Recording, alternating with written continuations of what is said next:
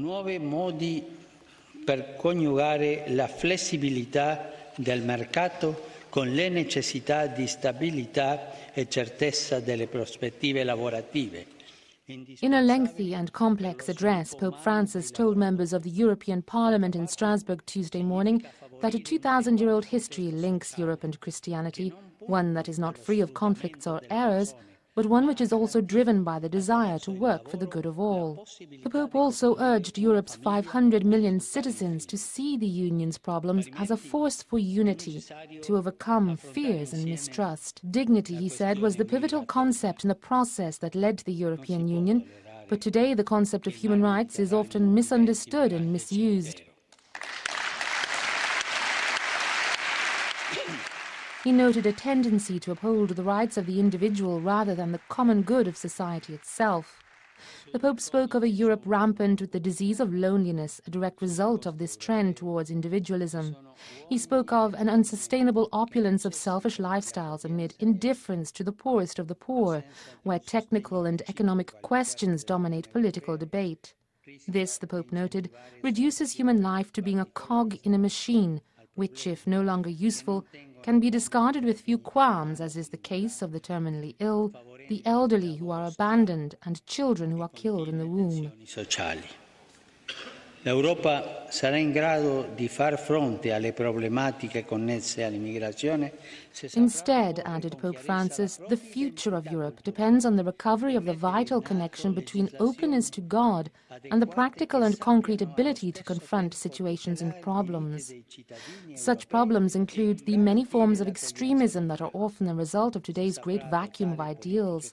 Here the Pope decried the shameful and complicit silence of many, while religious minorities are being evicted from their homes and native lands, sold as slaves, killed, beheaded, crucified, or burned alive. Non possiamo qui non ricordare. Other issues that need to be concretely tackled include policies that invest in families, the most precious element of any society, in education and in young people to look to the future with hope. In areas such as the ecology, he said, Europe has always been in the vanguard. However, he also added that today, millions of people around the world are still dying of hunger, while tons of food are discarded each day from our tables. He also spoke of the need to promote policies that create employment, but above all, which restore dignity to labor by ensuring proper working conditions. There is a need, he said, to avoid the exploitation of workers and ensure their ability to create a family and educate their children.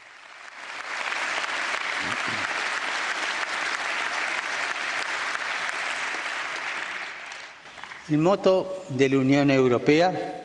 On the issue of migration, Pope Francis called for a united response, noting the lack of a coordinated EU-wide effort to adopt policies that assist migrants in their countries of origin and that promote a just and realistic integration.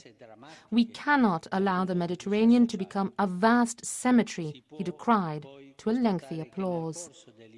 Pope Francis concluded, the time has come for us to abandon the idea of a Europe which is fearful and self-absorbed, in order to revive and encourage a Europe of leadership, a Europe which contemplates the heavens and pursues lofty ideals, a Europe which is a precious point of reference for all humanity.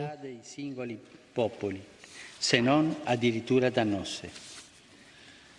Da più parti si recava un'impressione generale di stanchezza, di invecchiamento, di un'Europa nonna e non più fertile e vivace.